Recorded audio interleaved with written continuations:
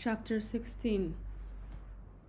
The man with the bulging eyes went back to his life of wandering. A tireless missionary, he crisscrossed the Muslim East, Balkh, Marwa, Kashgar, and Samarkand, always preaching, arguing, converting, and organizing. He never left a town or a village until he had designated a representative whom he left surrounded by a circle of followers, Shiites who were tired of waiting and submitting, Persian or Arab Sunnis exasperated by Turkish domination, young men in a state of agitation, or believers in search of rigor. Hassan's army was growing every day. Its members were called Batinites, the people of the secret, and they were treated as heretics or atheists. The ulama pronounced anathema after anathema upon them. Woe betide him who joins them. Woe betide him who eats at their table. Woe betide him who joins them through marriage. It is as legitimate to spill their blood as to water one's garden. The pitch mounted and violence did not remain long restricted to words. In the town of Sawah, the preacher of a mosque denounced certain people who at the time of prayer were assembling away from the other Muslims. He invited the police to deal ruthlessly with them, and 18 heretics were arrested. A few days later, the man who had denounced them was found stabbed. Nizam al-Mulk ordered the punishment to set an example. An Ismaili carpenter was accused of murder. He was tortured and crucified. Then his body was dragged through the alleys of the bazaar. The chronicler considered that preacher was the Ismailis' first victim and that carpenter was their first martyr. He added that their first great victory was won near the city of Qain, south of Nishapur. A caravan was arriving from Kirman consisting of more than 600 merchants and pilgrims, as well as an important cargo of antimony. A half day from Qain, masked and armed men barred their way. The senior man of the caravan thought that they were bandits and wanted to negotiate and ransom as he was used to doing. That, however, was not what they were after. The travelers were led toward a fortified village where they were held for several days, preached to, and invited to convert. Some people accepted and others were released, but most of them were ultimately massacred. However, the kidnapping of a caravan was soon going to seem a very minor affair in the huge but underhand test of strength which was building up. Killings and counter-killings followed each other. No town, province, or route was spared, and the peace of the Seljuk Empire started to crumble. That was when the memorable crisis to Samarkand broke out. A chronicler attested categorically that the Qadi Abu Tahar was at the basis of the events. However, things were not quite so simple. It is true that one November afternoon, Khayyam's former protector arrived unexpectedly in Isfahan with wives and luggage, reeling off curses and oaths. Once through the gate of Tirah, he had taken himself to his friend, who lodged to him, happy at last to have an occasion to show him his gratitude. Customary expressions of emotion were quickly disposed of. Abu Tahar, on the edge of tears, asked, "I must speak to Nizam al-Mulk as soon as possible." Khayyam had never seen the Qadi in such a state. He tried to reassure him. "We are going to see the vizier tonight. Is it so serious?" "I have had to flee Samarkand." He could not go on. His voice was stifled and his tears flowed. He had aged since their last meeting. His skin was withered, his beard was white, and only his bushy eyebrows retained their black hue. Umar uttered some words of consolation. The Qadi pulled himself together, straightened his turban, and then declared, "Do you remember the man who was nicknamed Scarface?" "How could I forget that he debated my own death in front of my eyes?" "You remember how he lost his temper at the slightest suspicion of a smell of heresy? Well, 3 years ago he joined the Ismailis, and today he's proclaiming their errors with the same zeal with which he used to defend the true faith. Hundreds and thousands of citizens are following him. He is a master of the street and imposes his law on the merchants in the bazaar. On several occasions I have been to see the Khan. You knew Nasr Khan and his sudden outburst of anger, which subsided just as quickly, his fits of violence or prodigality. May God save his soul. I mention his name in every prayer. Today, power is in the hands of his nephew Ahmed, a smooth-chinned young man who is irresolute and unpredictable. I never know how much to approach him. On many occasions, I have complained to him about the machinations of the heretics. I have explained to him the dangers of the situation, but he was distracted and bored, and only half listened to me. Seeing that he had not taken any decision to act, I gathered the commanders of the militia, as well as several officials whose loyalty I had acquired, and requested them to place the Ismailis' meetings under surveillance.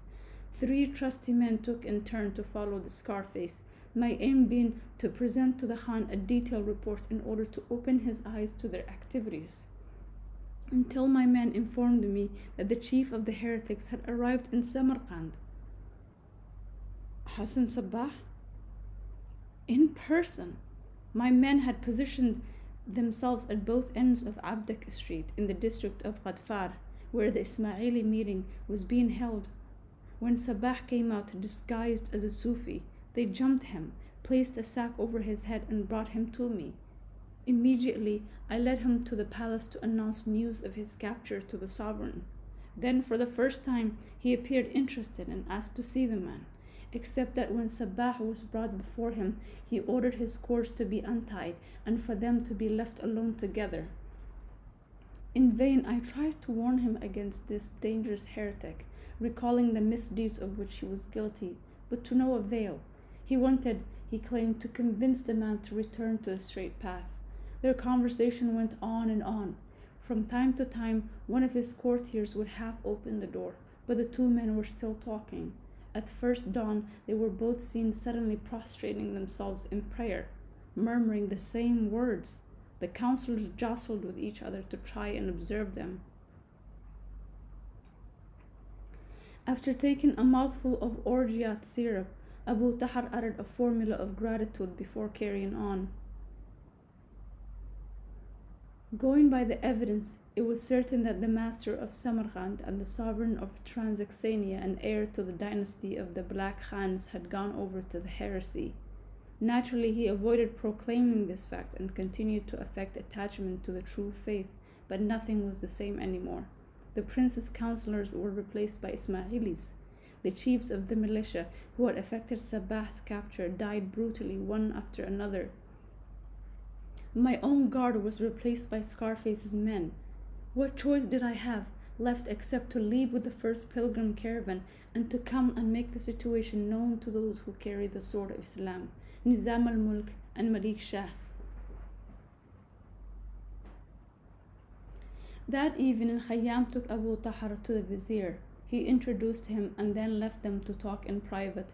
As Nizam listened reverently to his visitor, his face took a worried expression. When the Qadi stopped speaking, he spoke up. Do you know who is really responsible for Samarkand's misfortunes and for all of ours too? It is the man who brought you here. Umar Khayyam? Who else? It was Khawaja Umar who interceded for Hassan Sabbah on the day I could have obtained his death. He prevented us from killing him. Can he now prevent him from killing us? The Qadi did not know what to say. Nizam sighed. A short, embarrassed silence ensued. What do you suggest doing? It was Nizam who was asking the question. Abu Tahar already had his idea formulated, and he spoke it in the tones of a solemn proclamation. It is time for the Seljuk flag to fly over Samarkand. The vizier's face lit up and then darkened again. Your words are worth their weight in gold. I have been telling the Sultan for years that the empire should extend to Transoxania, and that cities as prestigious and prosperous as Samarkand and Bukhara cannot remain outside the realm of our authority. But it was wasted effort. Malik Shah would not listen. The Khan's army, mind you, is greatly weakened. Its emirs are no longer paid and its force are falling into ruin. We are aware of that. Is Malik Shah afraid of undergoing the same fate as his father Alp Arslan if, as his father did, he crosses the river? Not at all. The Qadi asked no more questions but awaited further elucidation. The Sultan is afraid neither of the river nor of the enemy army, stated Nizam. He is afraid of a woman.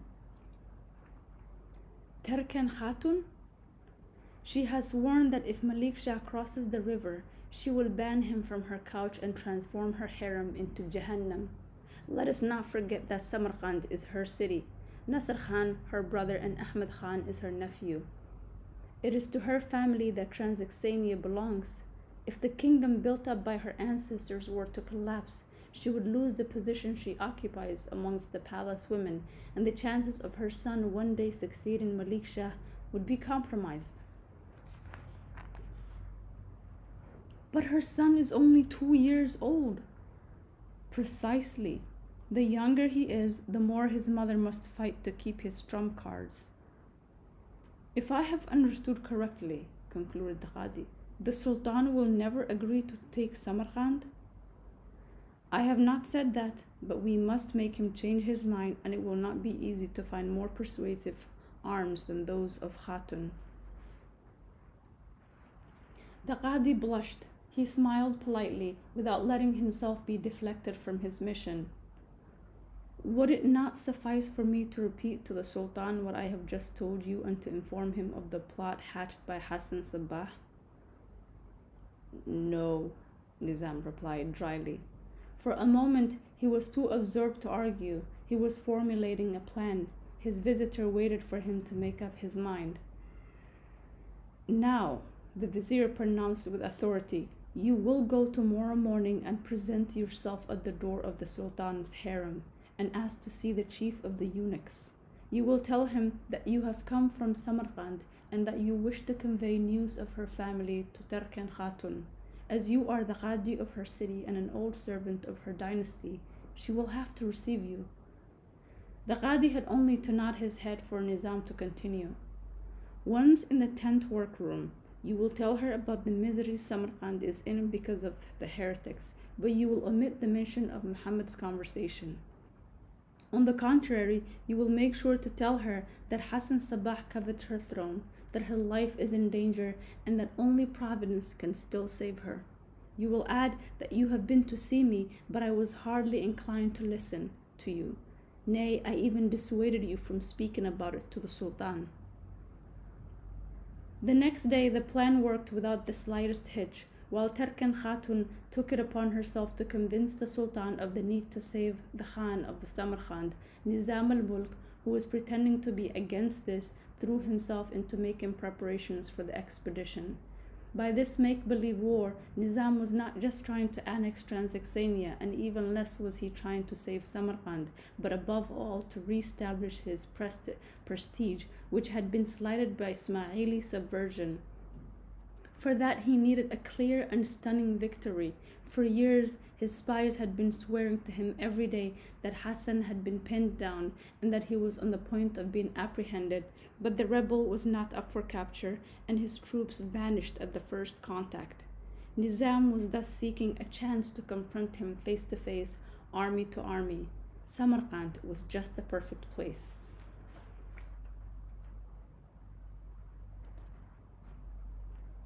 In the spring of 1089, an army of 200,000 men was on the march with elephants and instruments of siege.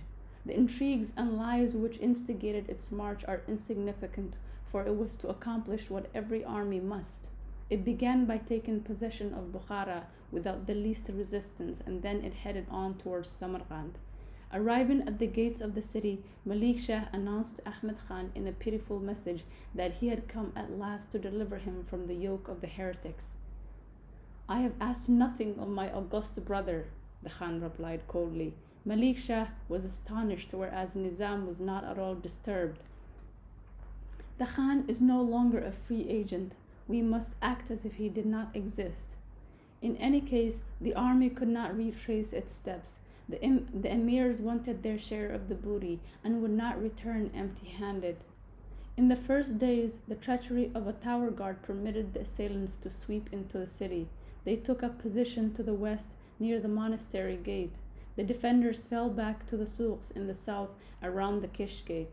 According to their faith, one section of the population decided to provide for the Sultan's troops, feeding them and giving them encouragement, and another section embraced the cause of Ahmed Khan. Fighting raged for 2 weeks, but there was never a second's doubt of the outcome. The Khan, who had taken refuge with a friend in the district of the Domes, was quickly taken prisoner along with all the Ismaili chiefs. Only Hassan managed to escape through a subterranean canal at night.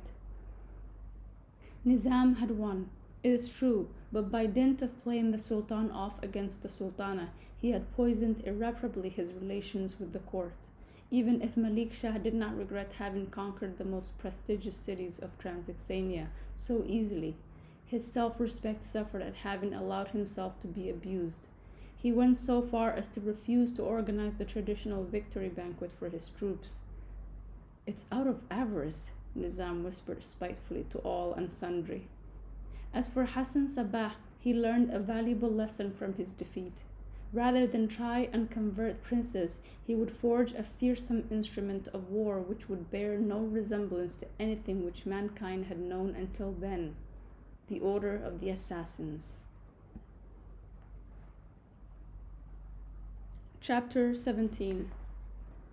Al-Maut, a fortress on a rock 6,000 feet high in a countryside of bare mountains, forgotten lakes, sheer cliffs, and narrow passes. The greatest army could only reach it in a single file, and the most powerful catapults could not graze its walls. The Shahrud River, nicknamed the Mad River, dominated the mountains, swelling up in springtime with the melted snow of the Alburz Mountains, and snatching up trees and stones as it sped down its course.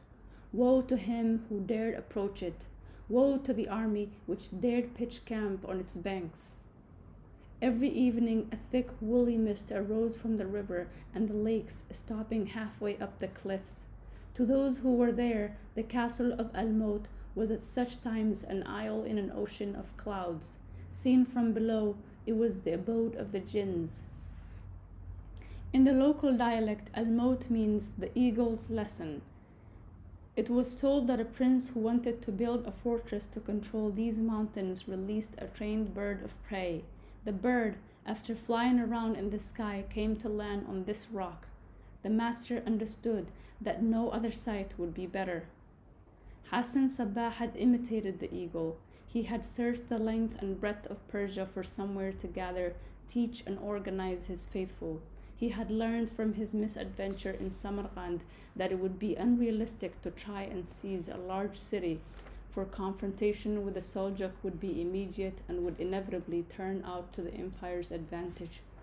He thus needed something else, a mountain redoubt which was inaccessible and impregnable, a sanctuary from which he could develop his activity in all directions.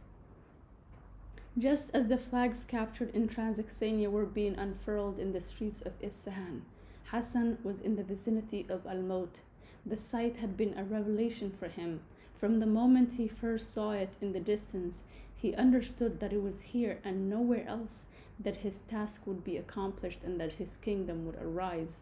Al-Maut was at that time one fortified village among so many others, where a few soldiers lived with their families along with some artisans, farmers, and a governor named by Nizam al-Mulk, who was a courageous nobleman called Mahdi the Alawite, whose only concern were his irrigation water and his harvest of nuts, raisins, and pomegranates. The turmoil taking place in the empire did not disturb his slumber. Hassan started by sending out some companions, local men, to join the garrison, preach, and convert. Some months later, they were ready to announce to the master that the ground was prepared and that he could come. Hassan turned up disguised as a Sufi dervish, as was his practice. He strolled around, inspecting and checking everything. The governor received the holy man and asked him what would please him. "I need this fortress," said Hassan. The governor smiled, thinking that the dervish certainly did not lack humor. His guest, however, was not smiling. "I have come to take possession of this place. I have won over all the men of the garrison." The outcome of this exchange was admittedly as extraordinary as it was incredible. Orientalists who have consulted the chronicles of the time, particularly the accounts set down by the Ismailis, needed to read and reread them in order to reassure themselves that they were not the victims of a hoax. Indeed, let us take another look at the scene. It was the end of the 11th century, or to be exact, 6 September 1090. Hassan Sabah, the brilliant founder of the Order of the Assassins, was about to take over the fortress, which was to be, for 166 years, the seat of the most fearsome sect in all history. Now there he was, seated cross-legged in front of the governor, to whom he was saying, without raising his voice, "I have come to take possession of Al-Maut." "This fortress had been given to me in the Sultan's name," the governor replied. "I have paid to obtain it." "How much?" 3,000 gold dinars. Hassan Sabah took a piece of paper and wrote, "Pay the sum of 3,000 gold dinars to Mahdi the Alawite for the fortress of Al-Maut. May God meet our needs, for he is the best of protectors." The governor was unsettled and did not think that the signature of a man dressed in homespun might be honored for such a sum. However, when he arrived in the city of Damghan, he was able to cash his gold without any delay.